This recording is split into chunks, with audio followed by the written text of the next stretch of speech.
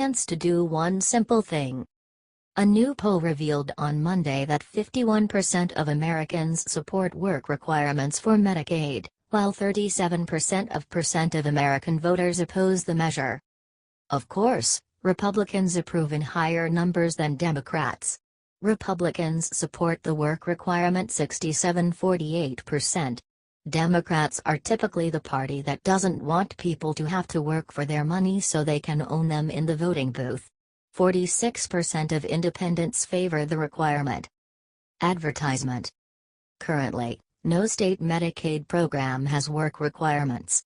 However, many states have submitted waivers to the Trump administration to allow them to implement work requirements for able-bodied adults without children. Drew Altman, a chief executive at the Kaiser Family Foundation, made it clear that Republicans and Democrats have a different view of Medicaid.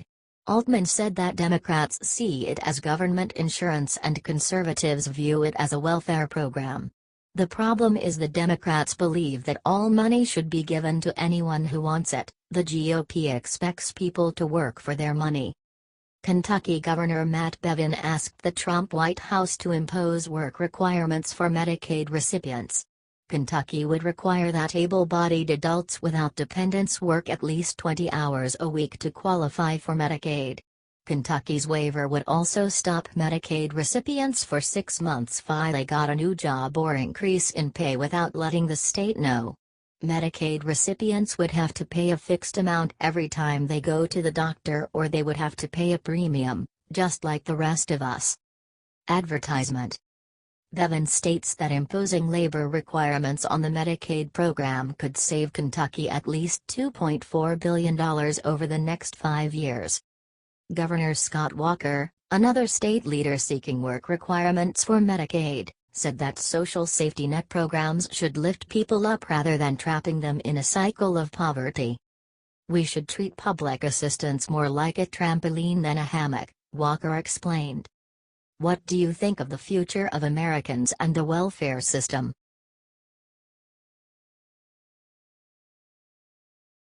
George Clooney voted worst celebrity in Hollywood for what he just said about Trump. George Clooney is one of many Hollywood lunatics in a chorus of losers that have been railing against President Trump.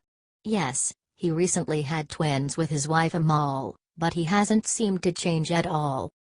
"I just have to clean the barf off of my tux," says Clooney. "It used to be my barf, but now it's the twins' barf. So it all works out." Advertisement. It's a new stage of life for George Clooney. One that you would think would motivate Clooney to use his brain from time to time.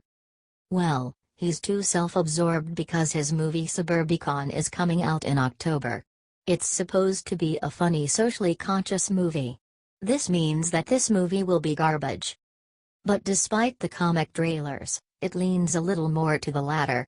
Clooney believes the film, which peers into the dark racial tensions of 1950s suburbia, is deeply relevant to Donald Trump's America. It bristles, he hopes, with the spirit of Howard Beale, the truth-telling network newsman who yelled, "I'm mad as hell and I'm not going to take it anymore." Advertisement. He bragged about showing the piece of crap to Norman Lear. Then he said when it was over, Lear told him that it was the angriest thing he had ever seen. Yes, he is barfing in his filmmaking. He actually believes pre-civil rights movement America is the American that President Trump and his voters want. He is disregarding the fact that Hispanics and blacks voted for him in record numbers. Clooney's lack of self-introspection and respect for the president set a bad example for his twins. "I won't speak ill of the children, but their father is going to do them a great disservice when he pushes his lies and liberal propaganda into their heads." What do you think about this?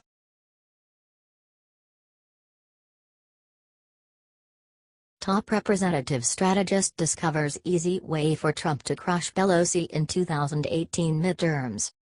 The Trump administration is now deciding which initiatives and campaigning should occur in the battleground states to in the 2018 midterms. They want to energize the voters to show up and make another resounding statement to Nancy Pelosi and the Democrats. According to Politico, The plan is similar to one used in 2004, when a slate of anti-gay marriage amendments boosted GOP turnout in 11 states, paving the way for the election of President George W. Bush. Advertisement. GOP strategist Karl Rove applauded the efforts after the 2004 election. He believed that it was crucial to keep America safe for 4 years longer. He was asked if he created the strategy and he denied it. In the current effort, the White House is considering initiatives involving tax reform and other economic issues to rally conservatives, Politico reported. It will be focused on red states where vulnerable Democratic senators are up for re-election next year, including Montana, North Dakota, and Missouri, according to Politico. Leading the rampage against Nancy Pelosi and the losers on the left, Jerry Gunster has given some sage advice after he was successful in making Brexit happen in Britain. Advertisement. According to Politico, he has discussed his strategy with numerous Trump aides. He did speak to Bill Stepien and VP Pence's Chief of Staff Nick Ayers. The plans are forming and will be put into full effect soon. The White House has not signed off on the idea yet, however, Politico reported. Probably it has some effect, Steve Linter, a GOP strategist in Michigan, told Politico about the strategy. It never hurts to have Republicans push on issues that are core to the party and that get people motivated. Some Republicans are skeptical, however. There are other ballot issues that the GOP can use to their advantage. Pelosi and her obstructionists could be one of the easiest tools to use. What do you think about this?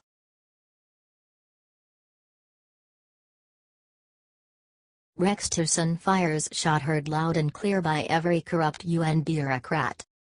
Rex Tillerson and his aides have opened up to U.S. diplomats. They have said that the U.S. will have a toe print, not a footprint, at next month's UN General Assembly. The shrinking of the delegation is a smart move as Trump combats the globalists in the UN who are trying their best to take over America. Trump isn't taking any chances. The decision to cut back the U.S. diplomatic presence appears driven largely by Tillerson's desire to reduce his department's budget.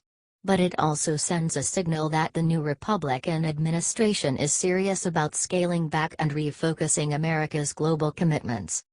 Advertisement. Exact figures are not known yet, but Rex Tillerson said that the U.S. delegation will evaporate by many hundred compared to those during Obama's reign.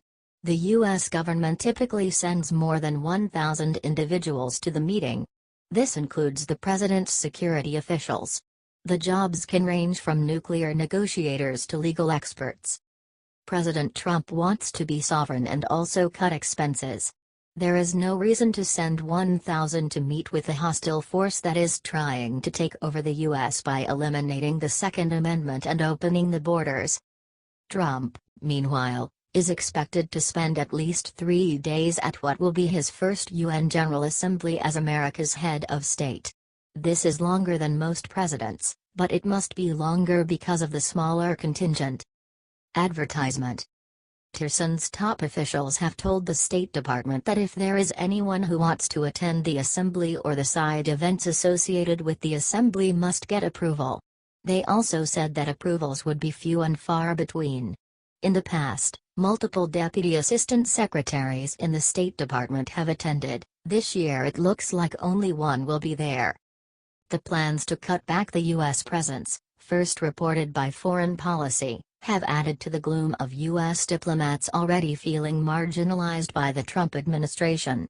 The president has proposed slashing state's budget by a third, and most of the top positions at the department have yet to be filled, with many bureaus relying on interim leaders. What do you think of this awesome plan?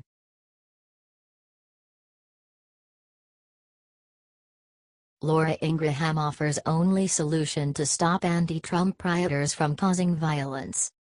Conservative radio host Laura Ingraham said on Tuesday that it is definitely the time to dub Antifa as a terrorist organization. This is a response to the frequent violent riots that occur wherever Antifa goes. We should also urge everyone to consider pressing this idea of declaring Antifa a terrorist organization, Ingraham said during an interview on Fox and Friends. This group is trying actively to intimidate, suppress free speech and violently attack people with whom they disagree. Advertisement. Laura Ingraham said that she wants the Trump administration to handle Antifa because of the harm this would cause and the lives it would cost. It's actually kind of scary how few people are willing to call these fascists what they are. It's kind of an amalgam of a bunch of left-wing anarchists and activists. There is not one central organization. They're all over the place. But there is a way to pursue this, and I hope this administration is looking at this very carefully because people could die here, she said. Antifa, BLM, and other left-wing organizations are constantly given a platform and a blind eye is turned to them. It's all because the media is brainwashing people into thinking that they're only being violent because white people are racist and trying to kill everyone. Advertisement. Ingraham also said that numerous important Democrats have refused to call out the radical terrorist organization. Nancy Pelosi, Chuck Schumer, we are waiting for the condemnation. Barack Obama, all these other people. How about the Bushes? Have the Bushes commented about Antifa? I would like to hear them on that, she said. Imagine if the roles were reversed here and any type of conservative group that was taking bats and pepper spray to peaceful liberal left-wing protesters, Ingraham said. Imagine that story. It wouldn't have been on page A3 of the Washington Post. What do you think about this?